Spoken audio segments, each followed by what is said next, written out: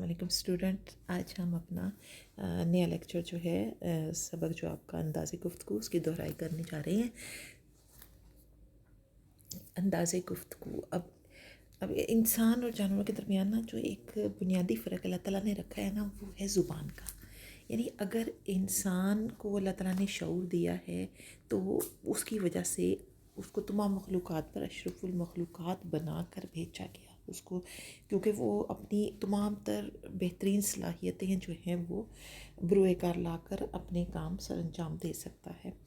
اور یہ سب چیزیں جو ہے نا، ان میں کلام کو یا گفتگو کو، اس کے انداز کو بنیادی اہمیت حاصل ہے کہ بعض اوقات ایسا ہوتا ہے کہ انسان جو ہے اپنی معمولی سی عام سی بات کو بھی جو ہے وہ شعری انداز میں اور خوبصورت انداز سے کہے تو وہ بہت مؤثر ثابت ہوتی ہے۔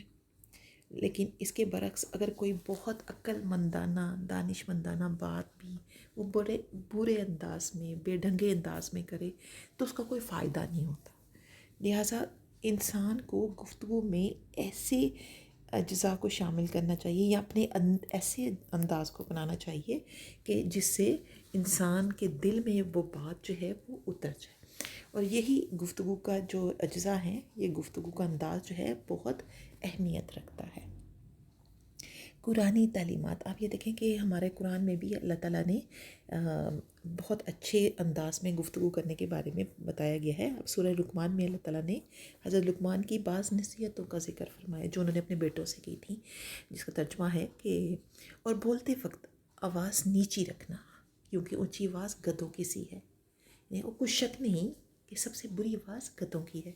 یعنی انسان کو جو اونچی آواز میں، بلند آواز میں یا بے ڈنگے پن سے بولتے ہیں، اس آواز کو گدھے کی آواز سے تشبیہ دی گئی ہے کہ بری آواز جو ہے وہ انسان کو پسند نہیں، ناپسندیدہ آواز ہوتی ہے۔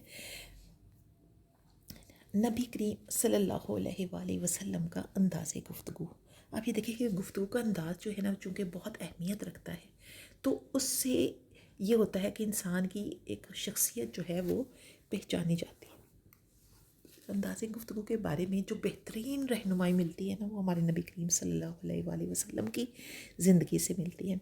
حضرت عائشہ رضی اللہ تعالیٰ عنہا فرماتی ہیں کہ رسول اللہ صلی اللہ علیہ وآلہ وسلم تم لوگوں کے کلام کی طرح بغیر توقف کے گفتگو نہیں فرماتے تھے، بلکہ آپ یوں ٹھہر ٹھہر کر گفتگو فرماتے تھے کہ آپ صلی اللہ علیہ وسلم کے پاس بیٹھا شخص جو تھا اس بات کو یاد کر لیتا تھا۔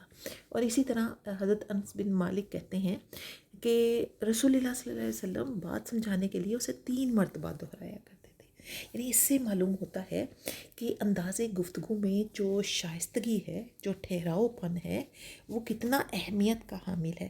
بلا وجہ تیز تیز بولنا یا پھر اونچی آواز میں، بلند آواز میں بولنا، یہ انسانی وقار کے منافی بھی ہے اور ویسے بھی تہذیب کے برعکس ہے، کیونکہ لوگ ایسی آواز کو، ایسی بات کو سننا بھی پسند جو ہے وہ نہیں کرتے۔ انداز گفتگو اور انسانی شخصیت، آپ یہ دیکھیں کہ گفتگو کا انداز جو ہوتا ہے نا، وہ انسان کی شخصیت کو، اس کی پرسنالٹی کو جج کرنے کا بہترین پیمانہ ہے۔ یعنی اب اگر کسی شخص کی گفتگو آپ سنتے ہیں نا، اس کو سننے کے بعد آپ کے ذہن میں اس کے لیے ایک تاثر قائم ہوتا ہے۔ یعنی آپ کسی کی ظاہری شکل و صورت جو ہے نا اس پہ نہ جائیں، آپ اس کے انداز میں دیکھیں، اس کی کلام میں دیکھیں کہ کتنا خوبصورتی ہے۔